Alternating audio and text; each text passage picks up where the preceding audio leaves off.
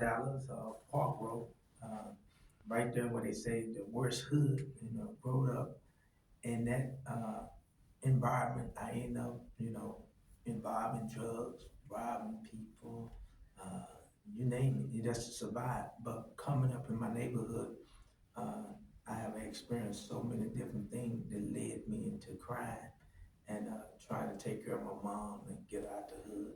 And so I found myself doing things that I'm not proud of. But God brought me from a broken place that I don't even understand why He chose me out of all people, all the stuff that I done did. And you went to prison, and is that where you found Jesus? Found Jesus in prison. I didn't believe in Jesus. To be honest, I didn't believe that the gospel uh, was for me. But when I ended up in prison, just to go there, uh, I remember one day I got 40 years, and I'm like, man, 40 years, I couldn't believe it. And so when we went to a trial, my mom passed out. She couldn't believe that it gave me 40 years for some crack cocaine. But at that time, they used me as an example. So they decided that anybody get caught with crack, we're gonna give them a lot of time. And I happen to be one of them that they, choose to give me 40 years. But anyway, but what led me into prison, if I can go there, um, I remember one time I was growing up and people used to pick on us, used to talk about us because, my mom trying to raise 6 kids by herself. And one day we was coming from school and our furniture got set outside and we was walking down and said, who furniture got set outside? Man, we talking about come find out it's us. And I said, that's our furniture. Me and my brother looking at each other. And so we felt embarrassed. So I was like about 11 and I decided, hey, I need to do something. I need to get my mom out the hood.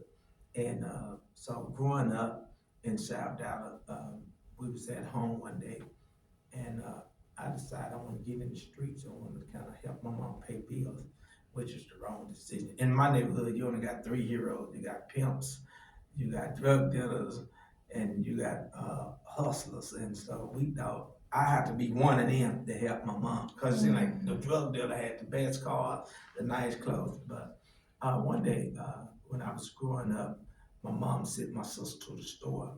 And so she told her to go get something from the store.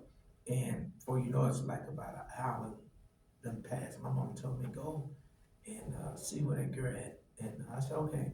So I go to the store and I find my sister in the attic and laying there. And some man had grabbed her and raped her and left her there. So at that age, I had to pick her up, take her home, and my mom, she was like, call the police, we didn't know what to do.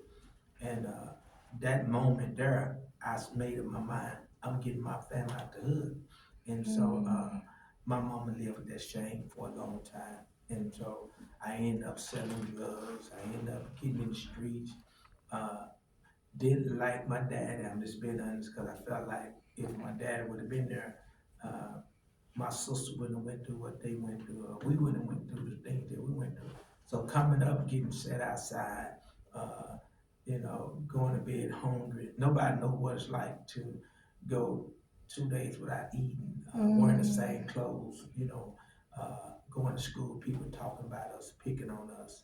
And so I grew up in that environment. Never had a birthday party and don't know what it's like. And so on Christmas, we really never got anything. Not that I had a bad mother, but she was more trying to keep us surviving.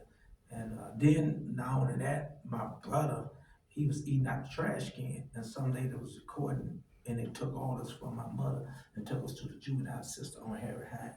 And so when we was being asked by the judge who want to stay with our mom and our dad, and so I think they was setting us up, so they put us in this little room where they was feeding us. And I always been a smart one, and I told my brother, I said, hey, y'all stop eating, y'all gonna get mama in trouble, cause they using that to see how much we eat, and they'll know that our mama ain't taking care of us like she supposed to.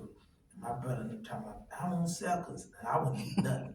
I said, hey, don't do that. And so when we went before the judge asked us, uh, tell us about your mom. And I was young, but I was smart.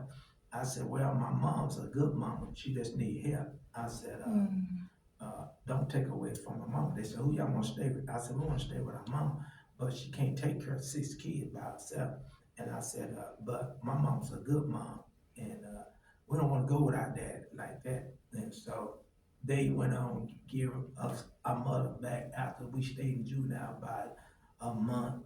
And they told her she had to find a place, she had to find a house, and make sure they have beds. And so we ended up going back to our mom. But I ended up still in the streets at a young age.